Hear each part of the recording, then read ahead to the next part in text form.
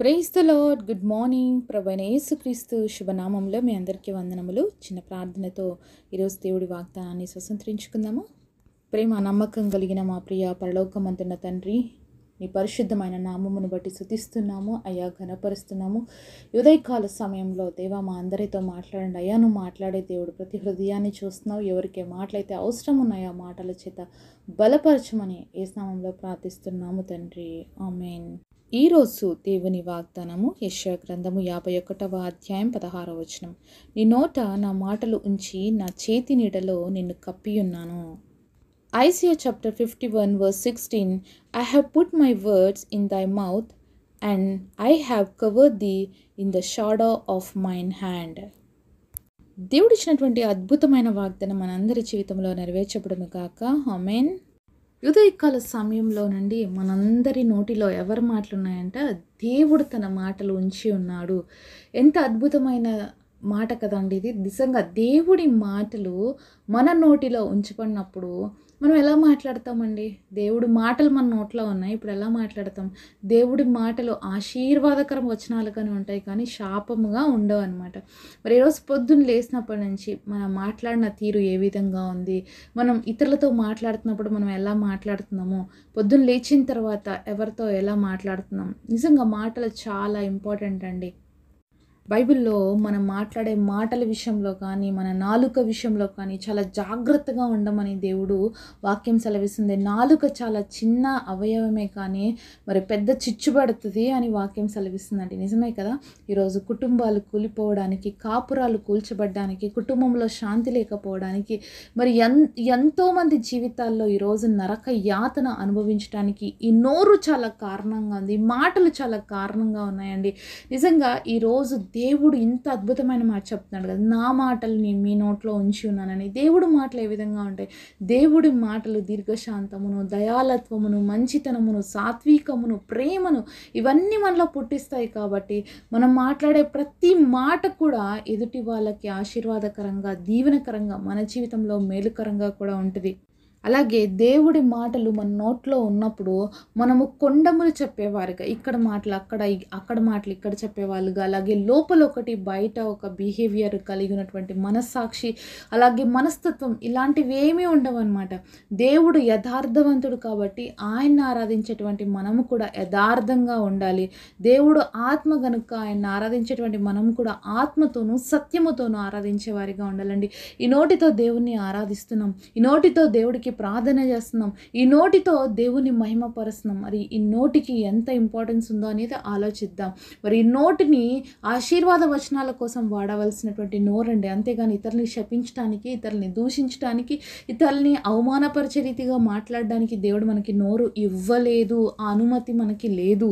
ఈరోజు నువ్వు నేను దేవుడు బిడ్డలమైతే మనం క్రీస్తుతో పాటి సిలువ వేయబడ్డాం. మనందరికీ తెలుసు కదండి, మనం కూడా క్రీస్తుతో పాటి సిలువ వేయబడినటువంటి అనుభవంలోకి వెళ్ళాం.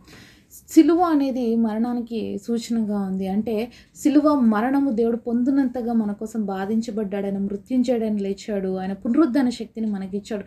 ఇప్పుడు ఆయనతో పాటు సిలువలో మరణించాల్సినటువంటి మనము, అంటే మనం ఎప్పుడైతే మరణిస్తామో అప్పుడే ఫలిస్తామండి. అంటే మరణించకుండా ఫలితం అనేది రాదు. ఇప్పుడు ఒక గోధుమ గింజ మరణిస్తేనే అనేకమైన గోధుమలు తనలో నుంచి తాగలుగుతుంది.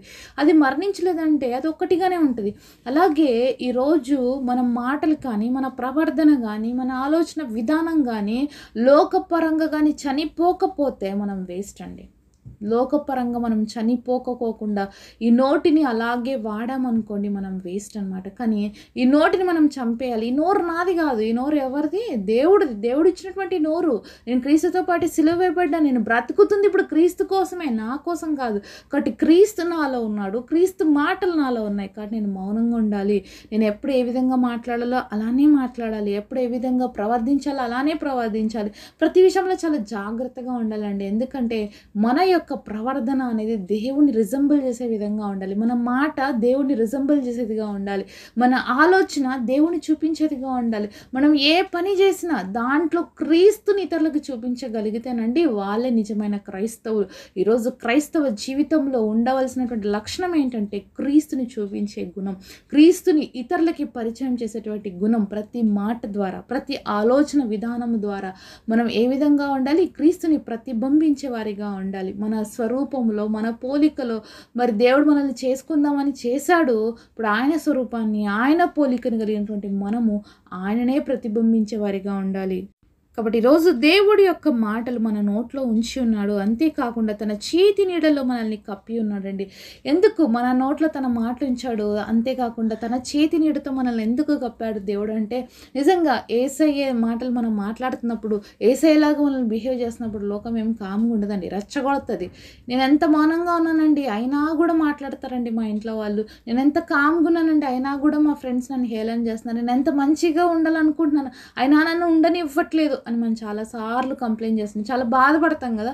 చాలాసార్లు మనం చేయని వాటికి అనిపించుకోవాల్సి వస్తుంది.